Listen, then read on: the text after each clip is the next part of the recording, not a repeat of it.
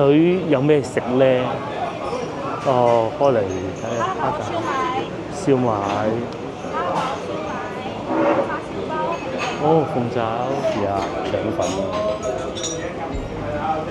蝦腸。但係呢度要俾個拉啦，個粒蝦咧係唔會走會出嚟嘅。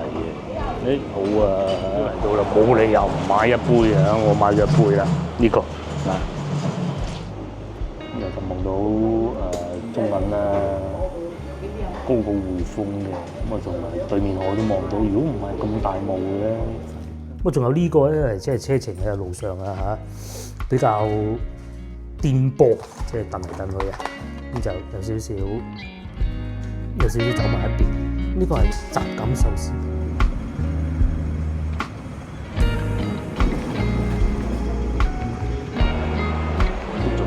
哇！黑麻麻呢度嚇，而家朝頭早6點半，我6點鐘就醒咗啦。冇錯，我就要去飲早茶。咁咧，佢蓮香樓係6點鐘開門迎客嘅。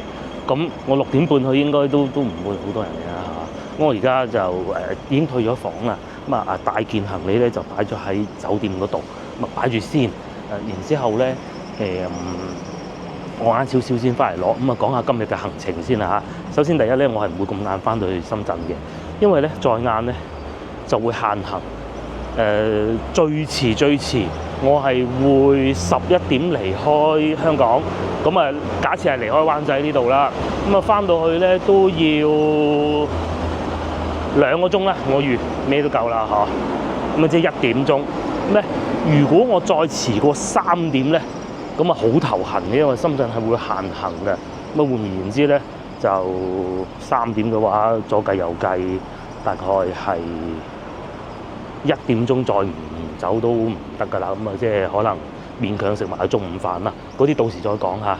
我就去坐港鐵啦，但係好似行錯路喎。唔重要啦，大概方位知就得㗎啦嚇。一個酒店，哇！都幾好，但係就舊啲咯嚇。但係地理位置就好到不能再好㗎啦，都冇乜疑問啊！喺港島區啊，住灣仔，佢又唔會話好似去到中環嗰啲咁冇人氣有嘅，咁但係就真係舊啲咯，同埋個冷氣會嘈啲咯。但係一來我攰，二來咧其實我又唔係好怕嘈嘅。咁關咗冷氣又好似冇風啲咧，係啊，咁啊幾好嘅，都幾好嘅。哦，呢度油價咁平嘅咧嚇，我唔識啊，10蚊4毫6咁平，同內地差唔多價錢，冇道理嘅喎啊！有知道香港觀眾請告訴我，點解佢可以做到咁平啦嚇？以後係咪真係咁平咧？咁我又嚟翻呢個位啦，英皇集團中心呢度啊。咁好似係嗰邊，冇錯，一直行先係啱嚇。我都行錯咗，兜咗個圈，行咗個大運，唔緊要，喺香港行下運啱嘅。如果時間就得啱，因為我要睇我飲完茶幾點，因為大概如果係9點鐘咧，我就會去灣仔舊警署嗰度睇下。咁同埋咧喺中環咧仲有個雀鳥公園嘅，我記得以前阿叔係帶我去過㗎嚇。嗰陣97之後嘅應該係02年到啦，大概。咁啊有機會都去下睇下，因為呢樣唔使錢，大佬啊。咁至於太平山頂，我應該未必會上去嘅啦。咁啊，同埋仲有咧，臨走之前咧，就肯定係要再買啲嘢食翻去俾個女。咁啊有個麵包店、烘焙店都係唔錯嘅。啊，上次買過啦，好滿意。可以坐叮叮車嘅，不過唔錯嘅，上次先錯過。繼續行嗰個方向就啱㗎啦。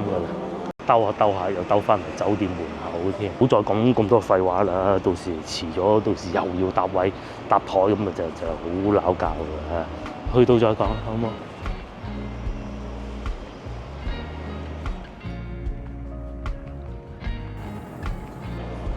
要嚟到上環啊，E22出口咁講下感受。琴晚我落過去酒店樓下便利店買水嘅。我睇見哇，真係11點幾鐘，未夠11點，爭啲嚇10點幾，仲坐巴士，香港人啱收工。睇見咧車上邊嘅乘客咧都好疲勞、好攰嘅。咁啊，香港人咧真係好勤力㗎。不過咧今朝早一早，我落樓啦，仲早過我一樣嗰個巴士站，仲喺度等緊巴士。哇！真係〜不過當然冇可能係由朝頭早6點鐘做到夜晚11點嘅，咪蛇都死啦，係嘛？應該係分兩更嘅。咁醫出口好嘅學啦，我唔好啊唔學啦。我哋而家咧就係食啲好嘢嚇，蓮香樓。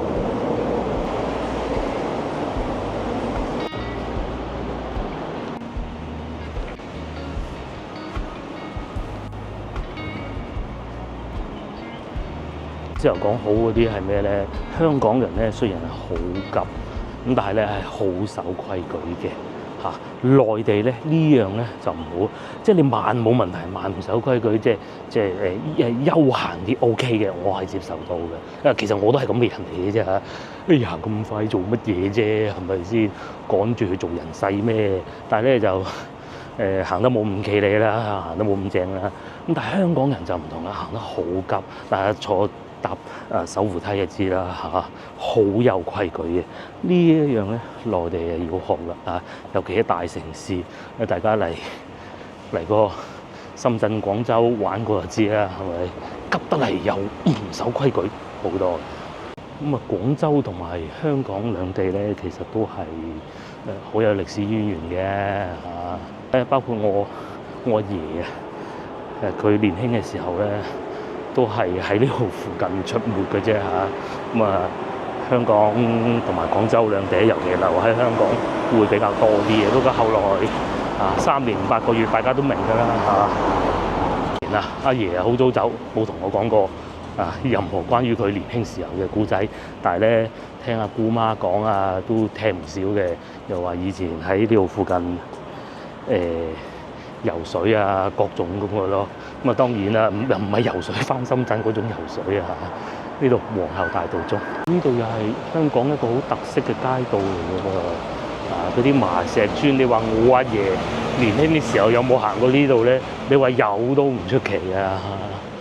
係啊，呢啲青石磚咧，唔似係民國之後嘅，應該係清朝之前嗰幾年，唔出奇嘅。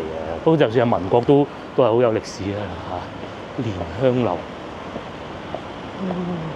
啱7點鐘我已經坐低咗啦。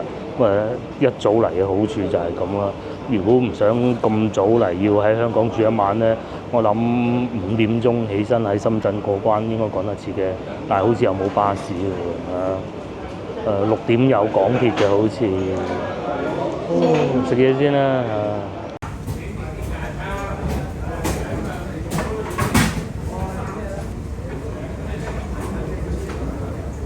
咩食咧？其實咧就唔睇呢個嘅，直接去嗰度攞嘅。佢有咩食咧？開嚟睇下蝦餃、燒賣、鳳爪、蝦餃。我要一個蝦餃。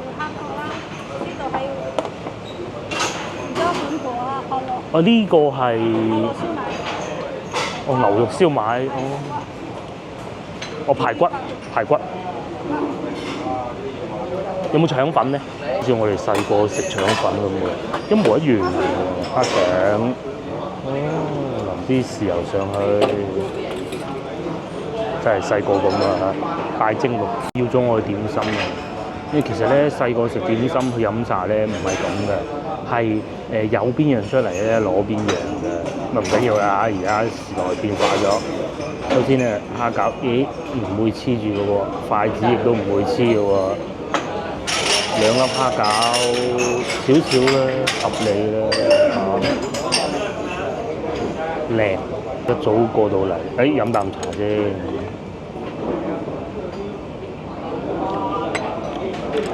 佢哋啲鐵觀音係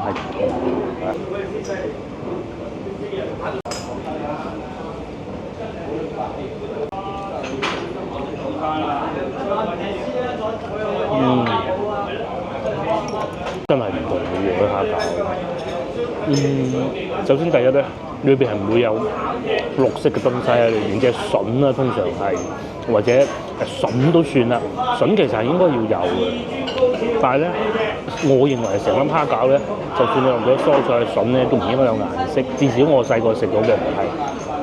第二咧，最失敗咧就落芹菜，咁我唔係話呢度有啊，呢度就係冇，咁咪抵讚咯。同埋咧，大家睇下個形狀啊，佢唔係嗰種全部一樣㗎，好似呢兩粒咁咧，其實都有大細有唔同嘅分別嘅。機器係做唔到嘅，係要手工做嘅。但係咧，大工場嗰啲咯，好遠啊，可能去到好遠嘅地方啦。我唔識，我未見過佢工場。番禺咁啦嚇，係有工場嘅喺廣州。咁批量生產，又或者咧嚟到同阿姑媽經常去飲茶嗰間咧，其實喺東莞做噶嘛。所有嗰啲蝦餃咧，全部一樣樣，好似機製咁樣，因為人手做嘅。呢啲咧都係人手做，但係就唔係流水線生產嗰種咯。我諗我理解應該冇錯吧嚇，食咗咁多年蝦餃，咁同埋裏邊啲蝦都好新鮮嘅，同埋啲代價就係裏邊汁水唔算太多啦。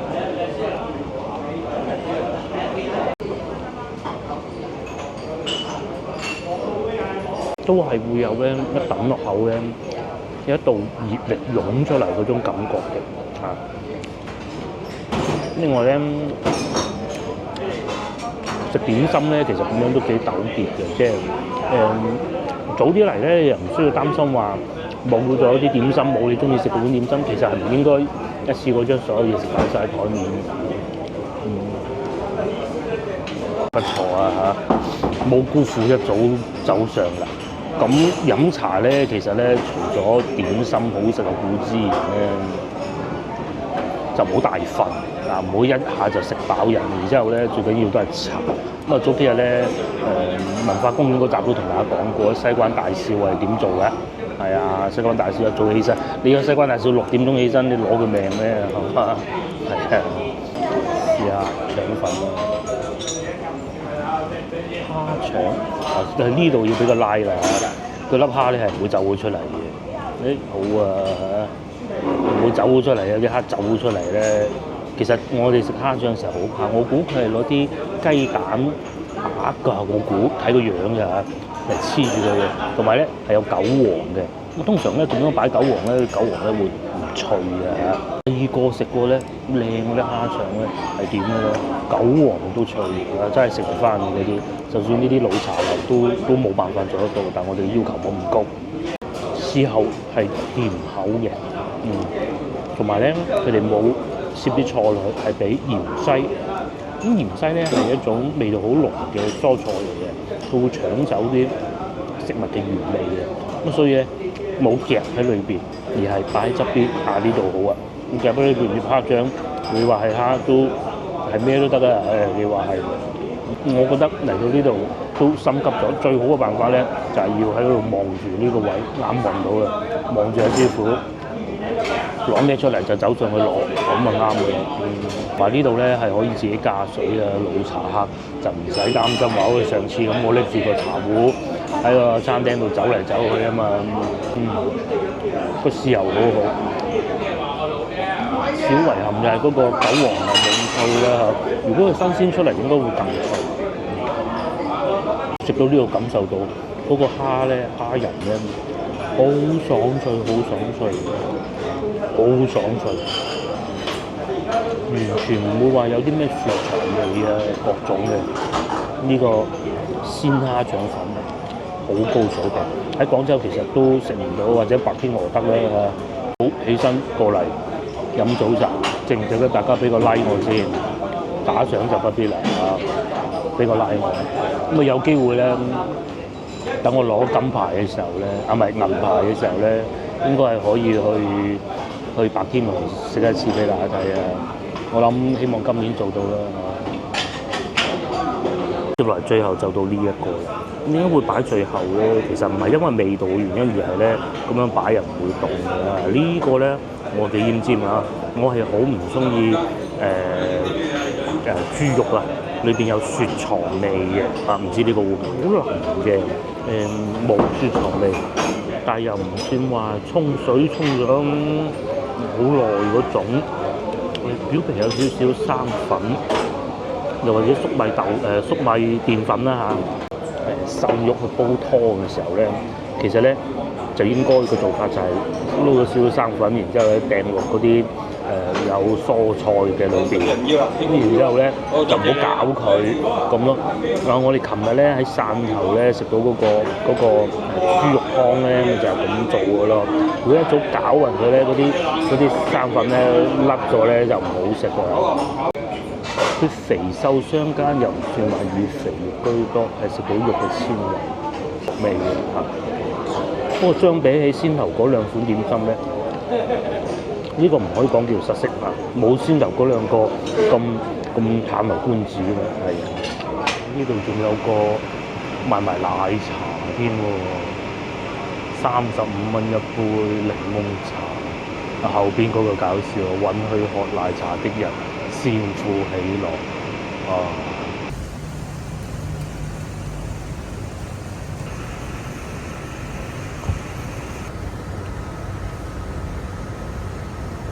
爸爸最終埋單係呢個價錢，151蚊港幣。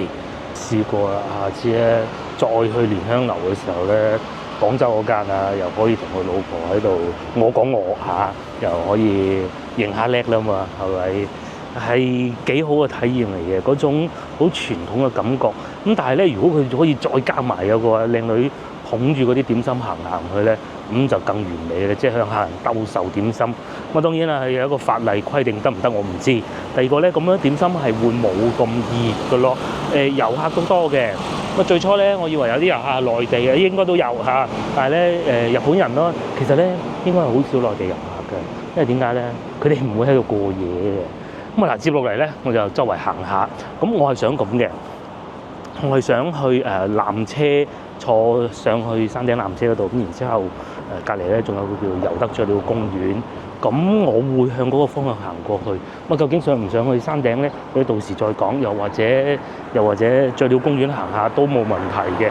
咁啊行完之後咧，最終咧我就翻灣仔，咁啊去睇舊警察。舊灣仔個名唔係好記得啦，好長嘅。咁最尾再買啲嘢咪翻去深圳㗎啦。咧仲有好多好嘢食嘅。中途咧，呢個應該係新嘅的士公司嚟嘅，同呢種唔同嘅，應該係新嘅的士公司。好似嗰4間的士公司新嘅。接落嚟應該行下呢度嘅菜檔，嗰個叫蘇蝦菜檔添。哇，好舊嘅感覺。喺兩棟大廈嘅中間咁嚟賣菜咯。其實咧，我知道啊，仲有啲好古舊嗰啲茶餐廳咧，即係食件多士、飲杯奶茶嗰種咧，呢度都有㗎嚇，特別多添啊！好似有幾間咧，仲因為旅遊生意啊好翻啊、回暖啊，仲重開添。嚟到香港啊，中上環都要行下菜市場，不過行下啫，我冇理由喺度買嘅。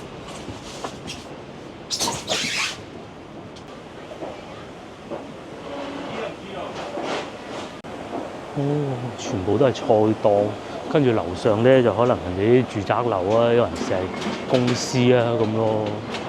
前邊咧就係大名鼎鼎嘅南方園啊，但係好似未開門。我食得飽，我食唔到啦嚇。我覺得如果真係要食南方園咧，應該係嚟呢一家，而唔應該去排嗰啲網紅店嘅，就係呢度嘅。我都係經過嘅啫。好新手啊！視頻號，仲有好多蝴蝶蘭添喎。阿老細開工啊！有好多遊客喺度影相嘅。仲有嘢飲添。我咪應該買一杯咧。哇！好開心喎。已經有嘢食啦裏邊。既然都嚟到啦，冇理由唔買一杯啊！我買咗一杯啦，呢個落嚟咧，行上邊呢度。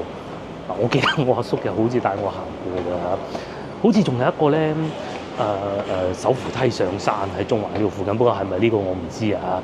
我一路行呢個一路飲，飲過幾次奶茶咧。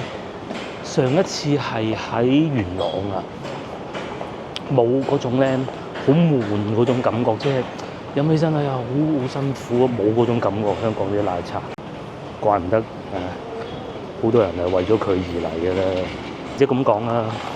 嚟香港咧，尤其港島區咧，呢個係必買嘅嚇。同埋咧，唔知點解落先有手扶梯，一早做運動，好啊！過嘅路上咧，仲有呢、個就係、好接近我哋琴晚去蘭桂坊嗰度啊，大館啊，咁咧以前嘅監獄嚟嘅。如果咧嚟到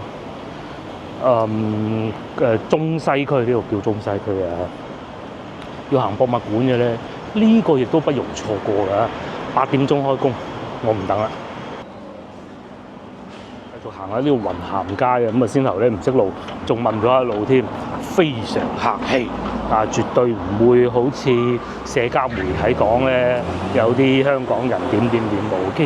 其實你內心溝通就得㗎啦。最初咧都好似有少少掘啦嚇，我唔知點樣譯啊呢個字，但係其實咧係好客氣㗎，即係只不過佢唔會好似日本人咁樣哇鞠晒躬咁樣冇啊，係咪？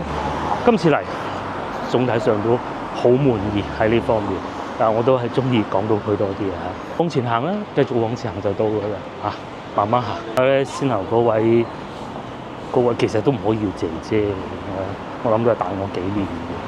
咁佢問我，佢知我係遊客嚟，我仲揸住嗰杯嘢，我諗冇乜香港人揸住嗰杯嘢啩。咁佢話點解你啲廣東話咁正嘅？咁佢講白話㗎嚇。我係啊，我嚟自廣州嘅。哦，原來係咁，怪唔知得啦。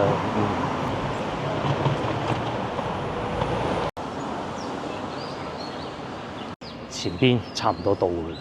咁先頭咧問過嗰位姐姐啊，佢話其實搭港鐵咧都差唔多嘅，不如行好過啦，有道理。我會選擇嚟行山啊，都唔算行山啊。嚟港島區咧，因為到熱天咧唔好搞，熱到爆標，行呢啲會死嘅啊！而家都一頭汗啦，係咪？啱㗎啦。哇！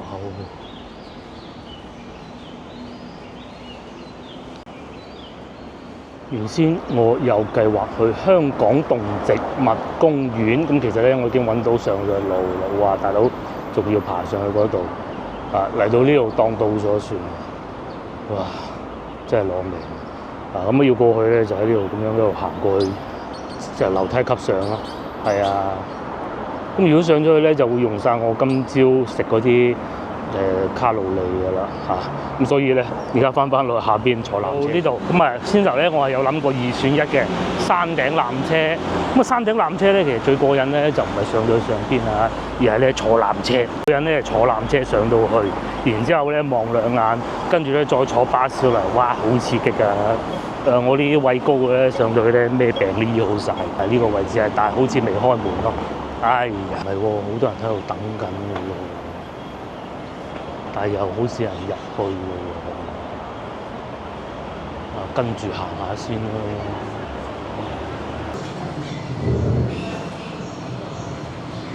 嚟咧，香港觀眾唔會嚟嗰啲地方，咁咪醒目咯。上次咧有觀眾講過，哎呀咁多香港觀眾再嚟香港做咩？其實唔係嘅，我咧都會好中意睇一啲博主咧去拍攝廣州。哎呀，佢揀佢嗰度食喎，哎呀，梗係去第度啦咁樣，好過癮㗎。係啊，咁啊而家咧就嚟啲香港觀眾唔會嚟啊，包括先頭咧，我問嗰個靚女啊，唔好講叫人姐姐，靚女，佢都話未聽過個雀鳥公園喎，唔會去嘅。至於呢度咧，其實係仲有搭乘優惠嘅嚇，回程搭乘優惠。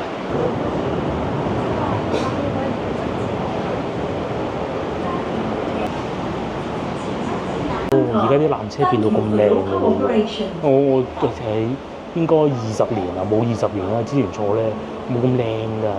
而家咧全部變晒呢啲咁樣顏色嘅木燈，之前我記得係深色㗎。我咧即係我唔知道前邊係咪仲要再拍多次卡嘅，因為佢冇寫清晰咁寫住。要拍多次卡，但係嗰度又寫住月票喎。咁因為到時上咗去。係頭等咁咪好少。呢個纜車資料講咗啦，係1888年就落成㗎啦。咁大家記唔記得之前咧，咪同大家講過汕頭咧186年開埠嘅，咁其實當時汕頭我講啦已經好現代化，香港咧有纜車咧係比汕頭仲要早嘅，普通話嚟嘅。呢個纜車啊，最初咧係用煤氣啊燒煤，唔係煤氣蒸汽發動上去嘅。咁後來咧1826年嘅時候咧就改咗電氣化咯。即係用電啊！咁而家我哋坐緊呢個咧，應該係叫做第6代嘅纜車嚟㗎啦嚇。乘客量咧就提高咗咯。咁啊票價係咁樣嘅。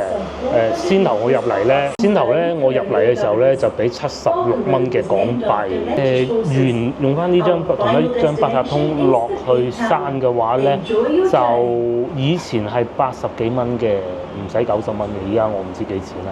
咁啊，好似係半價㗎，大概係咁上下啦，太細節，咁多年前嘅事情唔記得啦。咁啊都貴咗幾多啊？我已經證實咗啦嚇。職員姐姐上到嚟都唔叫職員啊，司機上到嚟之後咧，冇要求前邊任何一個乘客再拍卡，咁即係前邊咧唔係頭等啦，失策了。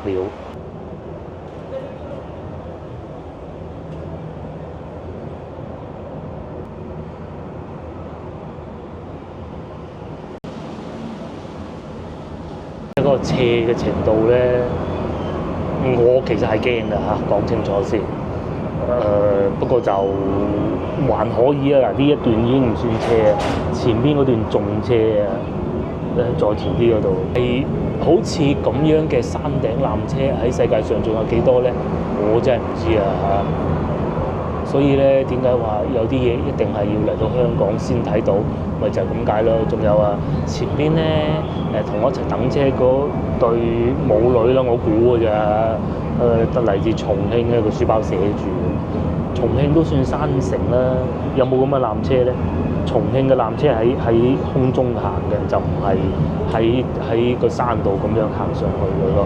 甚至乎我哋去到馬來西亞咧，都係會有纜車，但係就唔係咁樣嘅纜車，係攞條纜運上去嘅。哇，夠晒車！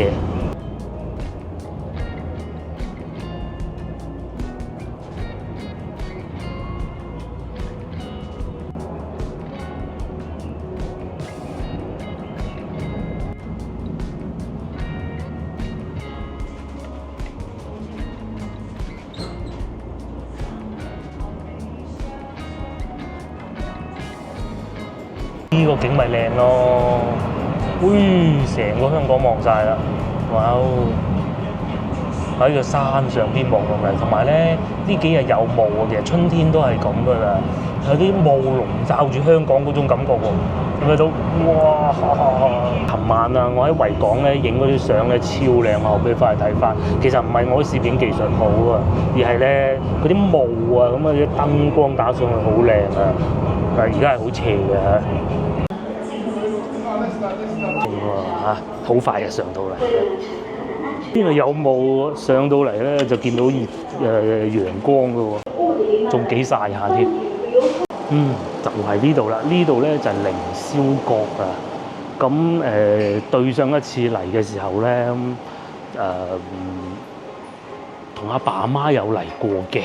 咁啊當時咧就係我都唔知自己有畏高症嚟，上到嚟一望上去咧，咁就知哇好恐怖。呢度都有市集，哇！仲有冰糖葫蘆賣添，勁啊！有水啦。咁嚟到呢度應該係要上去上邊睇下嘅。我記得以前好似一出站唔係直接入凌霄閣嘅，我都唔係好記得嘅。咁啊，仲有蠟像館啦，咧就係其中一個使差唔多成100蚊啊要睇嘅景色。可惜今日大霧，打卡點啊，企喺呢度咧，咩畏高症都醫好晒啊！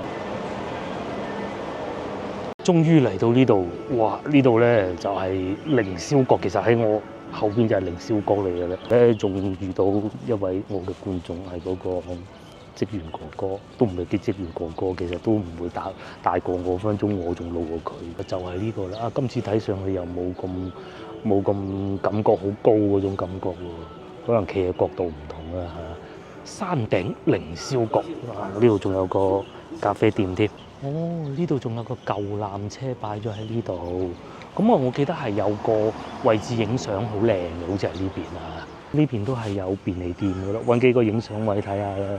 仲有狗狗添。呢邊咧就叫做薄扶林郊野公園啊，喺嗰度行落去，但係好似封住咗。不過唔封咧，我都唔會去嘅。咁另外咧，呢度咧太平山餐廳，我知道有個位係睇維港景色好靚，應該我估係嗰邊啦。睇先頭啊，凌霄閣。咦，今次冇咁驚喎嚇，影住喺嗰度上邊係咩感覺嘅咧？哇！頭嗰位先生覺得好驚訝，哇！點解我會嚟呢度？係啊，就正如我先頭所講嗰啲，我要去一啲遊客去嘅地方，其實香港觀眾未必會去嗰啲咧。啊，呢度啊，應該就係呢度嚟睇夜景咯。不過我冇睇夜景啊，睇日景嚇。夜晚走咗去飲酒，呢度勁啊，叫芬尼道。就係呢個位置，或者企下邊都得，呢個位置都可以。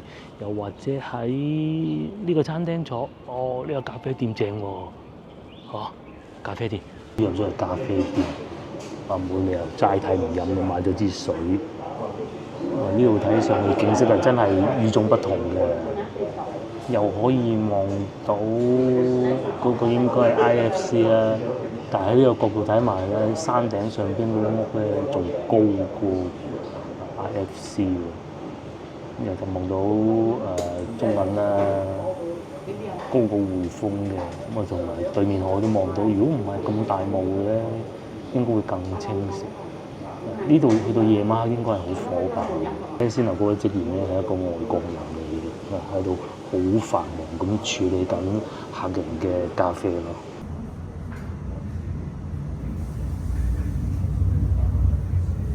咖啡店幾好，我諗佢租金都唔平啊！你睇下，每一個角度咧都可以睇到維港㗎，連個摩天輪都睇到。咁抵嘅性價比係高嘅，你坐巴士上嚟應該會仲平啲。等陣我就坐巴士或小巴落。你唔怕熱咧，仲可以行出嚟呢一部分。咁我唔行啊嚇，我怕熱。呢度景觀仲好。咁同埋咧喺度同大家講個古仔嘅，嚟到呢度，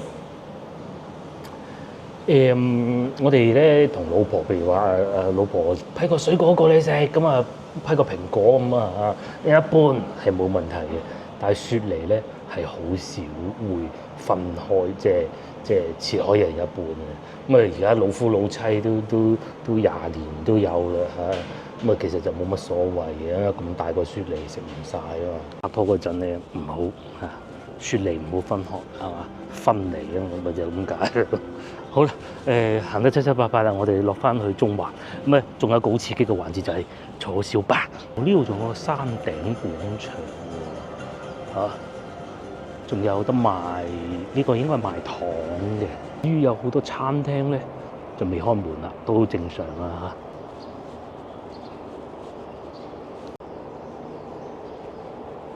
喺呢度啦，咁呢度咧就係坐巴士咯，係啊，咁啊的士當然都有啦，15，同埋好似仲有部1號嘅係特快小巴，究竟邊個刺激啲咧？我上網查下先啊，冇錯就係呢個15同埋15X15，咁咧都去到港鐵站啦，銅鑼灣啦、金鐘啦都得嘅。咁啊，右邊部坐邊部啦。至於下邊呢個咧，16蚊8，上邊呢個13蚊，價錢都合理啦。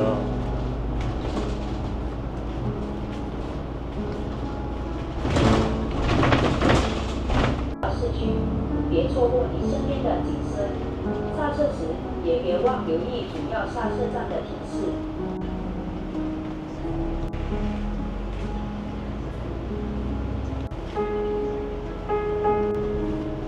將感覺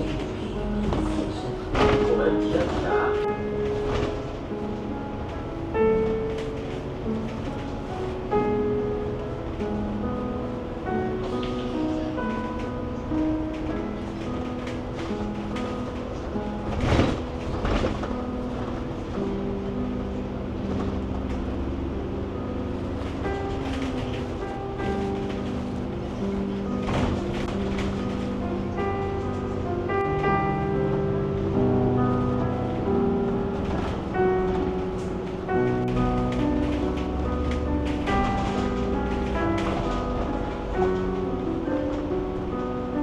即將抵達幾地頻道。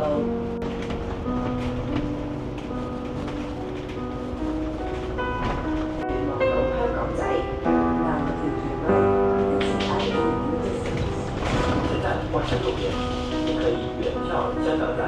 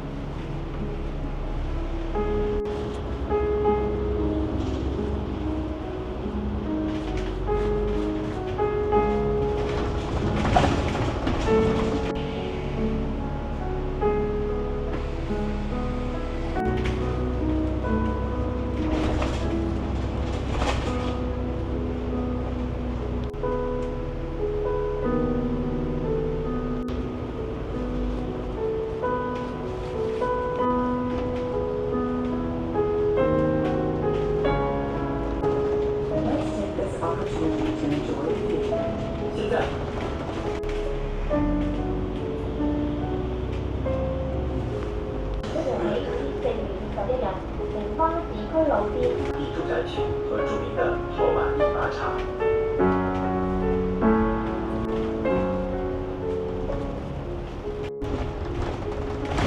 注意，尼尔有西铁街这个别名。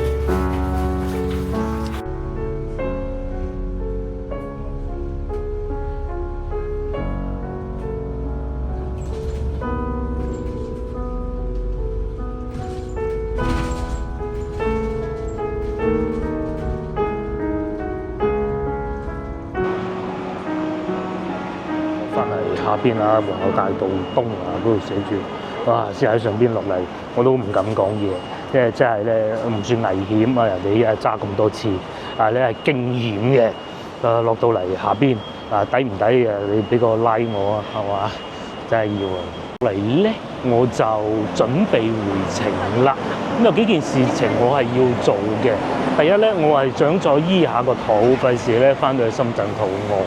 我唔想再喺深圳停留太多。咁第二個咧就係要買啲嘢翻去俾個女。咁我係會去檀島咖啡嗰度，咁買蛋撻同埋飲杯嘢咯。咁喺呢度過去應該冇錯啦，軒尼詩道嘛。仲有話哇咁快就走啊！其實咧仲有好多地方未去嘅，喺我手頭上咧仲有幾個計劃㗎。咁但係咧香港我喺廣州嚟香港係好方便嘅，我未必要揸車嘅，我仲有幾個地方要去嘅。鵝頸橋熟食中心啊，呢個第一個。第二個咧就係我想去北角嘅。咁啊，仲有亦都有觀眾推介過，成條線路出晒嚟啊，去天水圍嚇。咁因為太方便，有啲嘢唔使一次過食晒嘅，好似呢啲咁咪啱咯。休息中啊嚇，唔食得㗎嚇。馬來西亞蝦麵專門店，可惜休息中啊。呢啲要記住佢先得㗎，下次咧同個老婆嚟到咧係可以又帶佢嚟。我識一間食馬來西亞麵好出名，同馬來西亞嗰啲味咧好似啊，呢度咪得啦，係嘛？斷估呢啲咪就喺廣州食唔到㗎咯，係咪啊？我見翻架叮叮車，呢架叮叮車咧去北角嘅。如果咧佢哋有樽裝嗰啲奶茶咧，我係會買支翻去俾個老婆試下㗎，但係可能要聽日先飲得咯，即係因為佢飲咗今晚就唔使瞓㗎啦。咁啊，仲有咧就係Bakehouse BAKEHOUSE，冇讀錯啊嚇，買啲烘焙嘅嘢食啊，翻去俾個女啊，即係嗰啲 cake 啊嗰啲咧。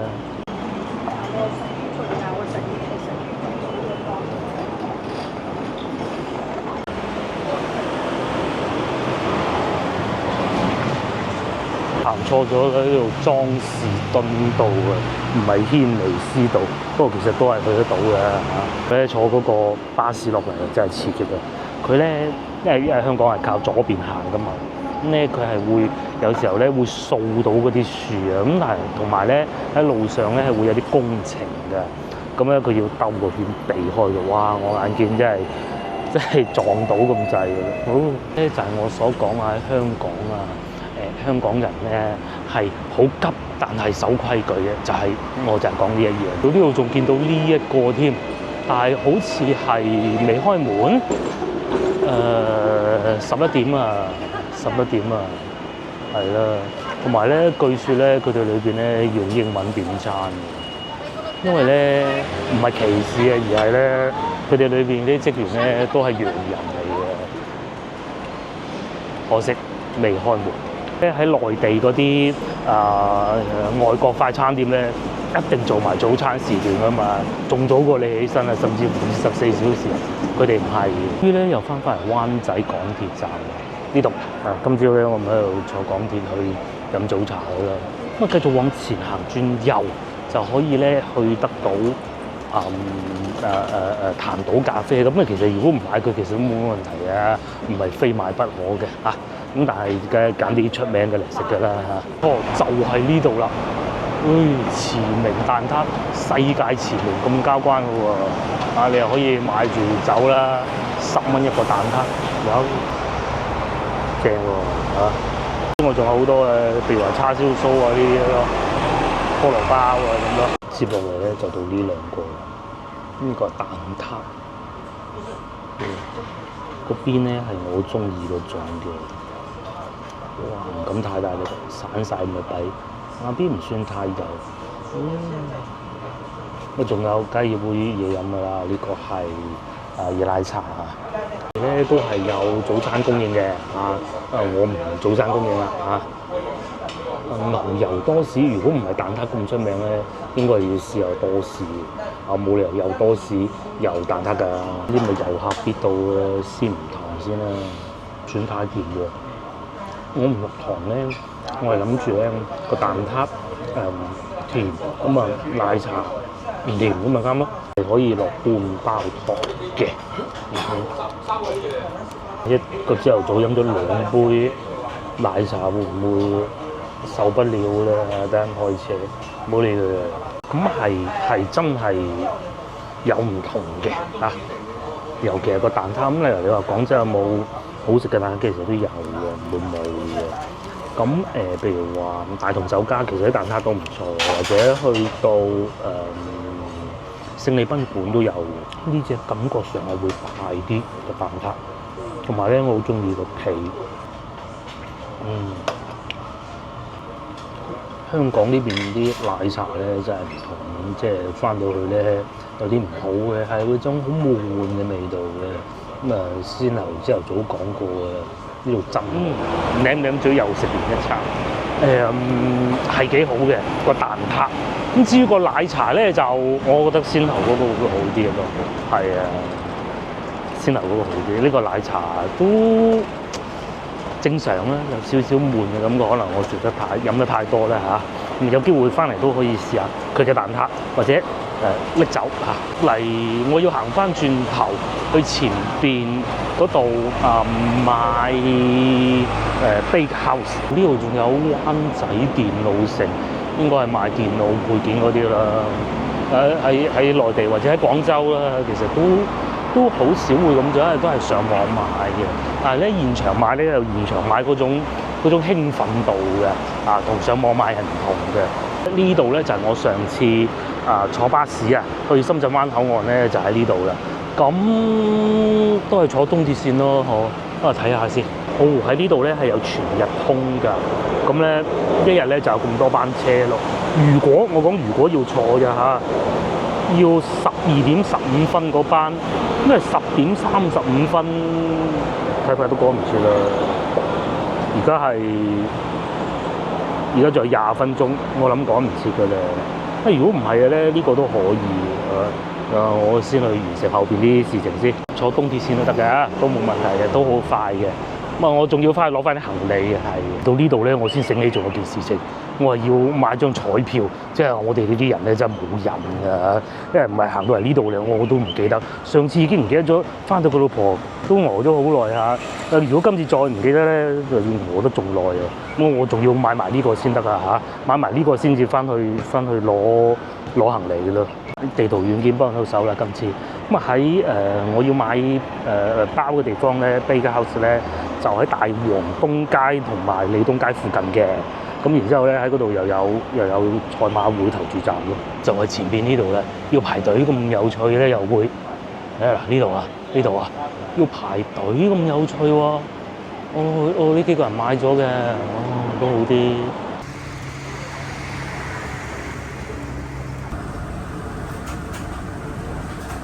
我買咗啦，好快，咁大袋。至於有啲咩咧，翻去先慢慢開箱。使咗330蚊港幣不過咧睇上嚟真係好靚嘅，仲可以喺呢個公園仔食喎，我唔食住，抵買抵唔抵咧？翻去就知啦，睇個女啲表情就知嘅。我經過呢度咁啊，見到好多賣車嘅地方，對面有呢個保時捷啦，前面都仲有勞斯萊斯嘅，同埋咧我見到有個內地牌子都好似喺呢度有賣車嘅。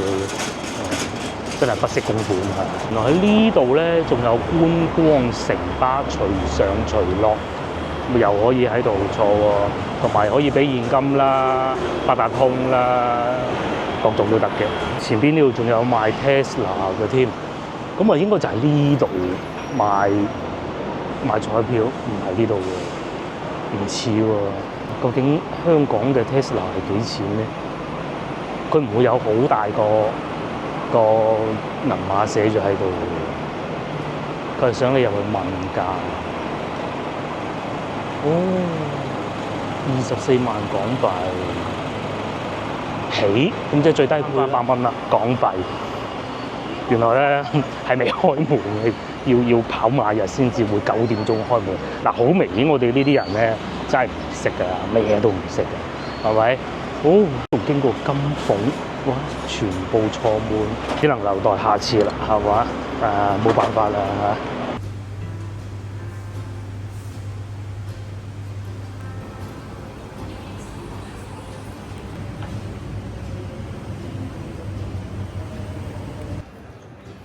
終於咧又翻嚟深圳，都幾快嘅。然之後二型啦，停車場咧就嗰棟樓啊，紅綠綠白白嗰棟啦。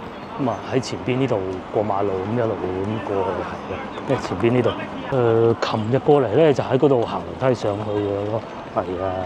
咁同埋咧先頭喺上水又買啲壽司咧，又翻到嚟屋企，咦？點解突然間多咗啲壽司喺度嘅？事情係咁嘅，我經過上水站嘅時候咧，諗咗下，不如去買啲壽司翻屋企食啦嚇，因為咧攞落站出又慳翻幾蚊啫嘛。咁總共係用咗140蚊港紙呢一對，咁性價比就唔使講噶啦啊！你睇三文魚有10粒，36蚊港紙10粒啊！佢唔係最靚部位，不過咧爭鮮嗰啲三文魚都係好好嘅嚇。咁仲有咧就買咗啲幾粒呢啲手卷咯嚇，呢啲可以唔使即刻食。呢個係鰻魚飯團，呢個係三文魚飯團，同埋都係鰻魚飯團。咁仲有呢個咧係即係車程嘅路上啊嚇，比較顛簸，即係蹬嚟蹬去啊，咁就有少少走埋一邊。呢個係雜錦壽司拼盤。都係生嘅，似即係嗰啲生魚啊！呢個係熟嘅，呢個32蚊港紙，又係有10粒，即係圍到一粒咧3蚊2，性價比真係高。咁仲有呢個鰻魚蒲燒鰻魚，呢個係熟㗎啦啊，熟嘅啊，亦都係32蚊。咁啊，其實就係呢個貴咗4蚊咁大把嘅啫。喺呢個時候咧，梗係食個下午茶先啦。其實咧，我係彈到食完嗰2個蛋撻之後咧，我冇食過嘢。至於個老婆仲犀利，中午飯都冇食。係啊，係咁啊，亂到鬼咁樣。亂晒龍啊嚇！好彩啊，我哋生咗個女啊，佢係唔食生嘅。咁啊，就係呢啲啊，我哋食啦，正啊！呢個啊，全部都係生嘅。全部都係生。嘿，呢呢個三文10粒咯。唔止啊！ 10我食咗2粒。我1粒都未食過，咪啱咯，10粒。10係粒嘛，3個半1粒。係啊，港紙喎，唔知3蚊咯，咪到人民幣嗬。咁即係一3蚊多盒啲。即係如果2塊咁都係7蚊啫喎。係啊。 7蚊港紙真係好抵食喎。唉，係咯埋張台。果然不錯，果然不錯，特別厚喎。專程喺上水站我去到嗰度，佢準備佢一開門我就諗究竟落唔落去好咧？佢關門遲咗啲咁啫，比正常，咁我就決定都係落去買份啦。如果你係坐火車最好。坐火車喺火車嗰度食啊！你開車冇辦法。好彩咧，我啊開車總共用咗2個鐘頭啊！我咧買咗2支水啊，2支樽裝水啊，咁咧就凍凍地。咁加之架車又唔係好熱，所以好肥美。